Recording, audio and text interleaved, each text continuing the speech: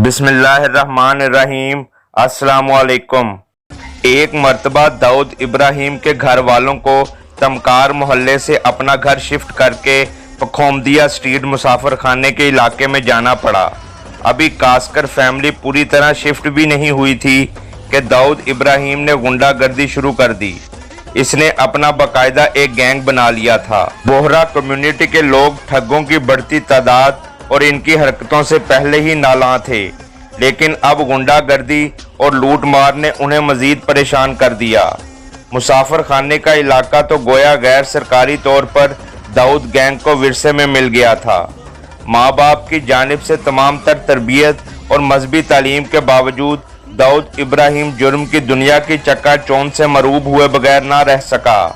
अभी दाऊद पूरी तरह जवान भी नहीं हुआ था कि इसने छोटी मोटी चोरियां, लोगों को मारना, धमकाना, परस छीनना, जेब काटना और दुकानदारों से भत्ते वसूल करना शुरू कर दिया।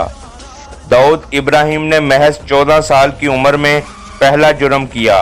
रोड पर खड़ा एक शख्स कुछ नकदी गिनने में मसरूफ था कि दाऊद ने इससे पैसे छीने और दौड़ लगा दी।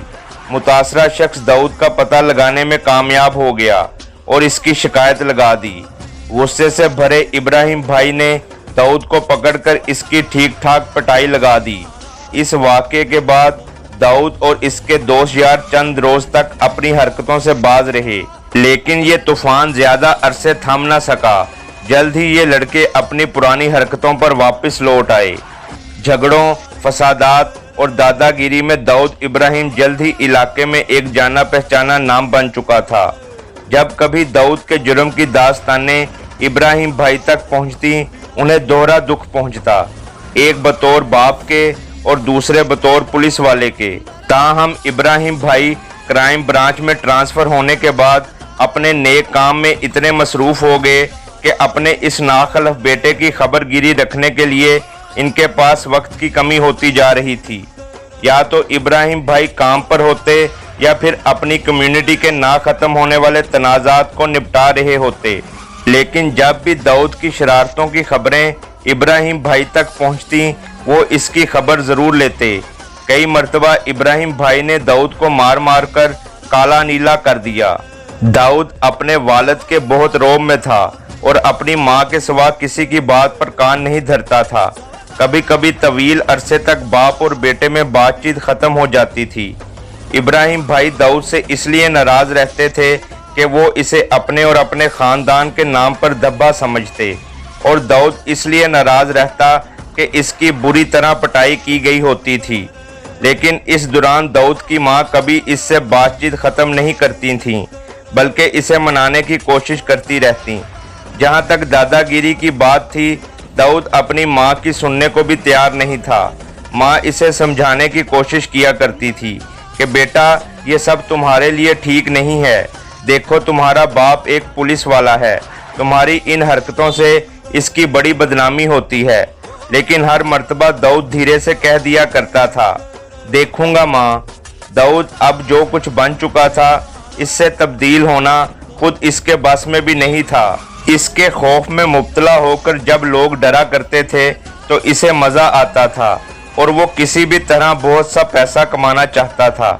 गरीब होने के बावजूद इसकी शदीद ख्वाहिश थी कि इसके भाई अच्छे और महंगे कपड़े पहने और इसकी माँ और बहनें सोने से लदी रहें। ये दाऊद ही था जो कि बड़े बड़े मुआशी बहरानों में ख़ानदान भर के काम आता था। आमना भाई दाऊद को डांटते डपटते अपने जज्बात पर काबू रखने की कोशिश किया करती थीं, क्योंकि इसे अंदाज़ा था कि सब लोग भी इसके साथ यही करते हैं।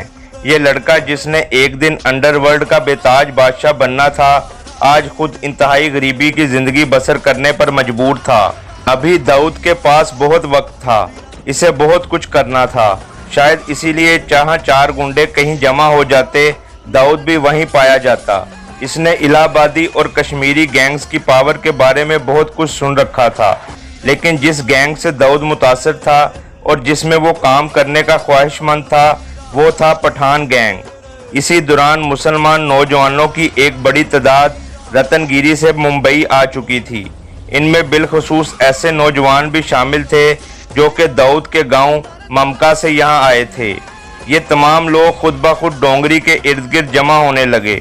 60 की दहाई के आखिर और 70 की दहाई के अवाइल में आने वाले ये सारे नौजवान दाऊद के इर्द गिर्द जमा हो गए थे। अली अब्दुल्ला अंतोले, जो कि बाद में अली भाई के नाम से मशहूर हुआ, ऐसे ही लड़कों में से था। जल्द ही दाऊद चंद नौजवान लड़कों का लीडर बन गया। इनमें इसके भाई साबर, अनीस, इसका कज़न अली और इसी तरह अयूब और राशिद वगैरह शामिल थे। इन दिनों बोहरी कम्युनिटी बिजनेस के हवाले से बहुत मशहूर थी। इनका कारोबार और इनकी रहाइश खड्डा पारसी जंक्शन से क्लियर रोड, नागपाड़ा, अग्रीपाड़ा और मुसाफिर खाने तक फैली हुई थी। ये लोग इंतहाई शरीफ और झगड़ों से दूर रहने वाले थे। जब कभी दाऊद या इसके लड़के इनसे भत्ता वसूल करने जाते, वो लोग फौरन झगड़े से बचने के लिए पैसे दे दिया करते थे। इस तरह दाऊद की दादागिरी बढ़ती चली गई। कुछ अरसा गुजारने के बाद इसे मार्केट जाने की भी ज़रूरत न पड़ती थी। इसके गैंग में शामिल लड़के इसके नाम पर भत्ता वसूल करके इसे पहुंचा दिया करते थे।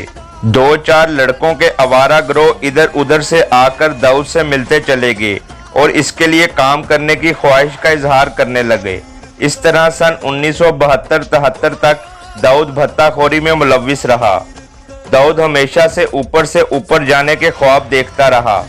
इसका गिरोह बड़े बड़े लोगों से मिलने के लिए पर तोलता रहता था। उन्होंने दरामदशुदा घड़ियों की फरोख्त के लिए मोहता मार्केट में एक दुकान खोल ली।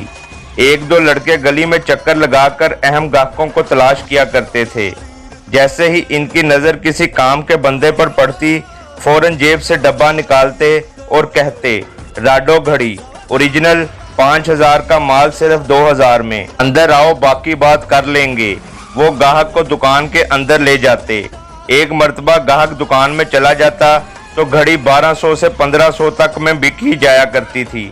फिर ये लोग घड़ी को पैक करने का बहाना बनाकर पत्थर लपेटकर गाहक को थमा दिया करते थे। इस अमल को ये लोग पलटी मारना कहा करते थे। गाहक के हाथ में पैकेट थमाते हुए कहते, ये ले जाओ और इधर मत खोलना, मसला हो जाएगा। इस पर वो गाहक जल्द अज जल्द पैकेट थाम कर चल पड़ता। दुकान से थोड़ी दूर जाकर जब वो पैकेट खोलता तो इसे अंदाज़ा होता कि इसके साथ हाथ हो गया है। अगर वो दुकान पर वापस लौट आता तो लड़के साफ मुकर जाते कि ऐसी कोई डील इससे हुई ही नहीं। कभी कभार कोई पारसी पुलिस स्टेशन शिकायत कर दिया करता था।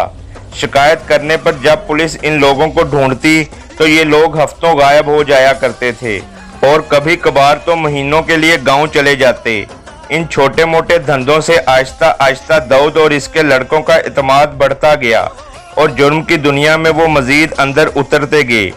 एक वक्त ऐसा भी आया जब उन्हें यकीन हो गया कि इस शहर में वो जो चाहे कर सकते हैं। जारी है।